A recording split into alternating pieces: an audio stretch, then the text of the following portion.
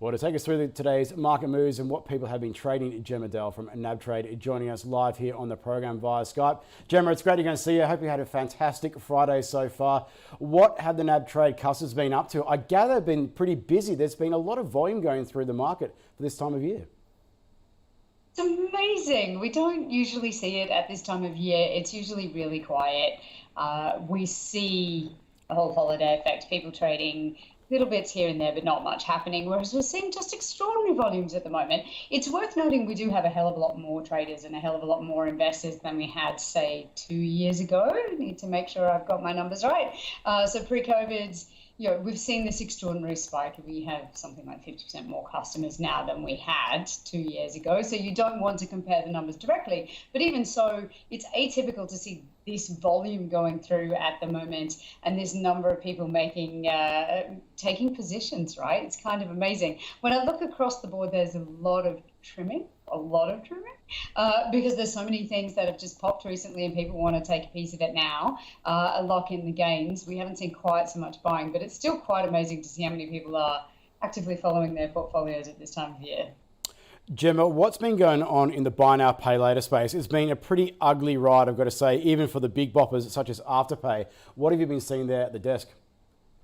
Yeah, this is really interesting. Afterpay, I've mentioned to you guys many times, just dropped straight out of our numbers as soon as the Square deal was on the table. Block now. As soon as that deal was on the table, we saw very aggressive selling very quickly. People locked in that $130 price very happily. We did have a handful of people who were quite miffed with themselves that they missed 160, so they were keen to lock in 130 and they sold. Right across the board, it seemed a fairly consistent, I don't want to hold this vibe. And yet, as the price has fallen, we've seen little nibbles coming back in. So it fell out of the numbers completely, then a few little nibbles. Below $80, people very keen, right? So it's back in the numbers now and it's all buying. People quite keen to take a little piece and hope there's a pop, assuming that deal does go through. Zip's also back in the numbers in the sort of low $4 range. People are quite keen on that as well. So guys love a bargain, and clearly they feel there might be a bit of an opportunity here. They've seen those prices bounce around a hell of a lot higher than where they are now,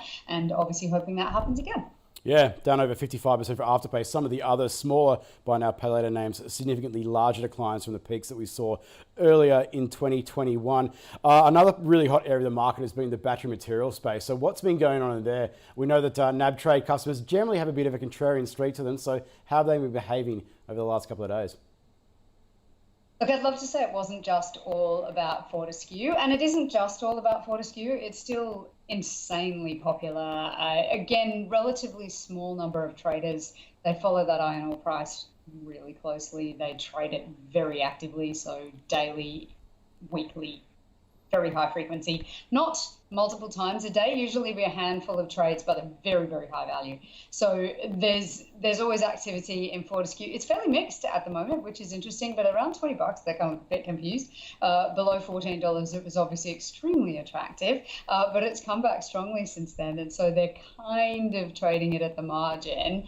BHP, on the other hand, strong sell, $43. That looks amazing to a lot of people. We've seen it well below that several times over the last 12 months. So they're really locking in profits, a lot of people on BHP at the moment. And Pilbara Minerals has been amazing. It was a big buy last year. It was consistent through the year. It was never sort of top 3 or 4 stocks, but it was consistently in the top 10 and people loved it. They picked up pieces. They obviously did extraordinarily well. And this last little run up, they're like, oh, I need to lock this in. And so we've seen quite a bit of trimming there too. What about the other battery materials plays? What are some of the highlights that you've seen over the course of the week? It's less in the smaller areas. To be honest, we see a lot of volume at the top end and then little nibbles up sort of further down the spectrum. There hasn't been much. You would assume that the few of the lithium plays would be there. Cool, lithium's been in, not much else. It's much less attractive. At the moment, what we seem to be seeing in the volumes that are going through are those people who have big holdings and they're trying to move them on these massive price movements, and not so much at the smaller end. So we're not seeing so much really outside those sort of top 3 or 4. What's going on in the banks? We know that's the biggest part of the other local market. So what's been happening in that front? Has it been unilateral movements in one direction, or have you been seeing a bit of a movement between the big 4? Yeah, the banks are always part of our trading numbers. They've obviously become far less interesting when everyone got on the Fortescue trade this over the last 12 months and sort of fell behind somewhat. And I think that we have many older, more long-standing investors who have seen the banks drift down over many years, and they'll be underwater for a lot of them, and feel that maybe now's not the time to do a lot of active trading. They'll just hang on and take the yield if they can. But CBA has been interesting. There's been quite a bit of trimming now. It's back above $100. People saw it down to 92, back up over 100, and they're like, do you know what? I'll lock it in at this price. NAB is really interesting. It's our largest holding and has been for some time. Can't imagine why. And we're seeing a lot of selling, very, very aggressive selling above $29. Westpac is the buy. That's the one that they like. That is the one that is a consistent buy. That annual result, obviously, they were punished really hard for that. The price hasn't come back strongly, and it certainly hasn't joined the others. But there is a perception that there'll be some kind of reversion to the mean, and that what Westpac's experiencing is not unusual.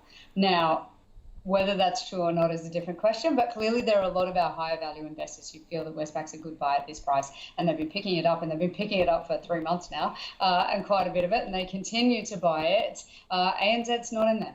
They're just not interested in ANZ. For whatever reason, it just does not attract the same attention as the others. Interesting. Some nuances between the big four banks there. So nibbling away at Westpac for the time being. Gemma, we love talking about EVs, and we can't get any bigger when it comes to Tesla. So we saw at the start of the week, it popped up 30% on that update when it came to those quarterly deliveries, blowing past street estimates. And then it got absolutely smashed because all tech got hammered over the course of the next couple of days. So what's been going on amongst NabTrade customers? Yeah, so Tesla is our number one international stock and has been for so long that I feel extraordinarily boring talking about it. So it is consistently the most bought stock on international markets on the NabTrade platform. The bit that is most shocking is that it's not just the most held, it's now held more than Rio, more than Woolworths, more than many big Australian names. Tesla is a bigger holding in our book. Now, obviously, a large part of that is price movement, but a very large part of it is just this consistent buying over 2 or 3 years. People absolutely love it. So we've seen all of this buying in Tesla for so long. It is very rare to see a day that anyone bothers to sell it. That was the day, the 13% pop, everyone's very keen to trim at that price. So we saw very, very heavy selling for the first time in forever, over 90% sell. That literally never happens in Tesla. Next day, it gets hammered, everyone's back on it, right? So it's back to buy now. People want to keep taking Fair a enough. bit of it. Look, just to go finish off, I want to tell you what's going on in the ETF space. What have we been seeing? Where are the fan favourites at the moment? Yeah, ETFs are fascinating. I was making the comment maybe 18 months ago because there was so much press about ETFs. The perception was that they were taking over the market. I was asked on a panel once, would ETFs drive retail investors out of the market? They would simply buy ETFs and not trade. And I was like, I think you've underestimated the punting nature of the average Australian, but sure. So they were only 4% of our turnover 2 years ago. They were a very small proportion of the book. We now have one ASX 200 ETF in our top 10 holdings. It's not surprising that it's a holding because they do tend to just buy and hang on to it for obvious reasons.